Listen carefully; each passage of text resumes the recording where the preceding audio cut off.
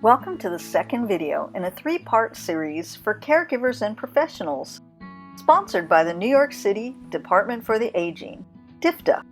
DFTA offers a wide range of services and supports through partnerships with community-based agencies that specialize in the care and well-being of older adults and their caregivers.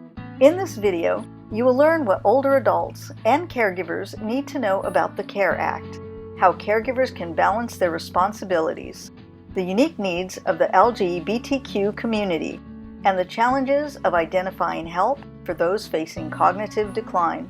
You will meet Maggie and Bonnie, a couple in their 60s who are raising their autistic grandson Joey, age 14. Hi, Beth. How are you? Please come in.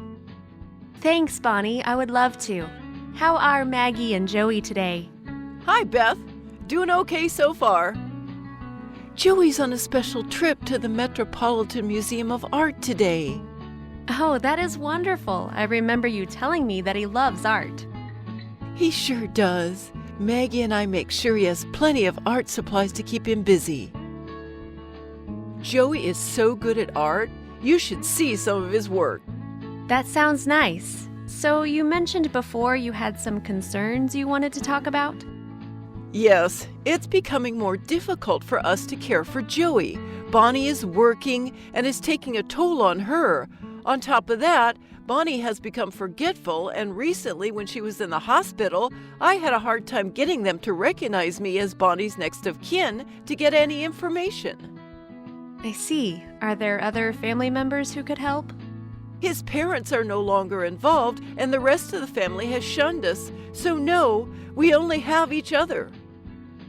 I would like to put you in touch with DFTA to get more information on respite care and to make a plan for Joey and Bonnie so you won't have to worry. Let's call 311 and ask for caregiving support. Okay, sounds good. In this case, DFTA has access to community-based services that can help older adults who are raising their grandchildren.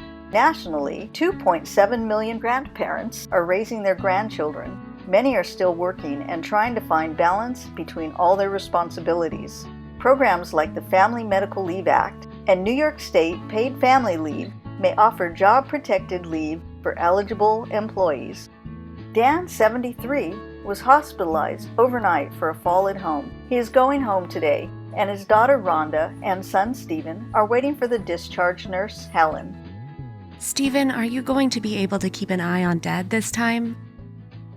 I am worried about his state of mind. He is starting to forget things more often. Oh, you mean forgetting how to get to his favorite deli? Yes, what are we going to do with Dad? Hey, I'm right here, kids. It's not like I'm a child. Dad, we're sorry. Just concerned about you. We don't want you to get hurt again. Hello, are you ready to go home, Dan? I have some paperwork for you to review and sign, please. Here, Rhonda, you look it over. I don't care what it says. Dan, we ask that you review it yourself and let me know that you understand it. You will also need to designate a caregiver proxy. A caregiver proxy? I don't know what you are talking about. Has anyone explained the CARE Act to you? The CARE Act requires hospitals to have patients identify a caregiver who will be part of discharge planning and may also provide care at home. A patient must confirm in writing who the designated caregiver is because this person will receive information and instructions about caring for the patient at home. DFTA can provide information about the CARE Act and what caregivers and patients need to know about this law. Dad, why are you brushing your teeth again? This is like the 5th time this morning. Oh? I don't remember. Hey, Rhonda, something is wrong with Dad. He's doing some weird things. I've been worried about this too. I've also noticed he is moody and defensive. He picked me as his caregiver because I live with him, but I don't know what to do here. I understand. He is so independent, but there is a family history of dementia, so we better get some help for him and for you. Good idea. Who do we call? I saw an ad about DIFTA and how they can help older adults and caregivers. They said to call 311 and ask for caregiving support. Let's do that as soon as Dad takes his nap this afternoon. We are a central address for everything related to dementia and dementia care. So we have a 24-hour helpline where people can call and get their questions answered, get information, find out about resources that are available in the community. Then we have social workers who can provide more in-depth kind of care planning, helping families negotiate this very complicated system of long-term care in New York City. Alzheimer's and related disorders are one of the major public health issues for the 21st century. We estimate that there are close to 6 million Americans who are affected by Alzheimer's or a related disorder. And in New York City, we estimate that by 2050, 1 in 5 New Yorkers either will have the disease or will be caring for somebody with the disease. So this is a major impact on our community and on our society. The impact of Alzheimer's disease and other cognitively impairing illnesses is profound on both that individual who's affected by the disease, by the family member or members who are caring for them, but also for the larger society. Most people don't know that support is available and that families don't have to deal with this alone. Real medical answer, we're left with providing support systems so that we can improve the quality of life for the person with the disease, and most importantly, to provide support for that family caregiver who is often struggling, alone, and scared, and feels very helpless and very hopeless. But we know so much about caring for that person with the disease and caring for the caregiver that we can help that family manage and do the best that they possibly can and provide the best possible care for their relative. There are many services available for families who are caring for a relative with Alzheimer's or a related disorder.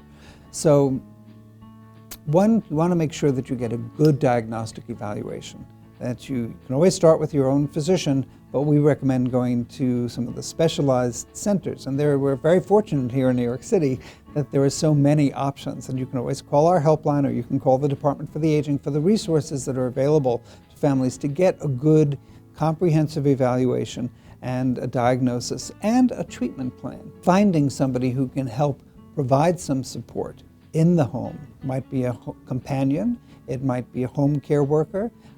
You can find out about those resources by calling us or by calling the Department for the Aging. There are some resources in the community, like adult day programs, social adult day programs. I think they're highly underutilized and they're great. They help the individual with the disease have some socialization and engagement and have a place to go and provide some structure and pleasure in their lives. And it also gives the family member a bit of time off, a respite from caregiving, which is really important. And then there are other kinds of respite programs as well. So there might be some overnight respite programs or short-term stay programs in a nursing home or a residential care facility. Caring for a person who is cognitively changing is different than caring for somebody who has a broken bone or another illness where they're going to get better. So part of this is dealing with the inevitability of decline and watching somebody change. It's very painful and it's very sad. And again, that feeling of being helpless or hopeless, I think is profound and is very difficult for family members to manage those feelings.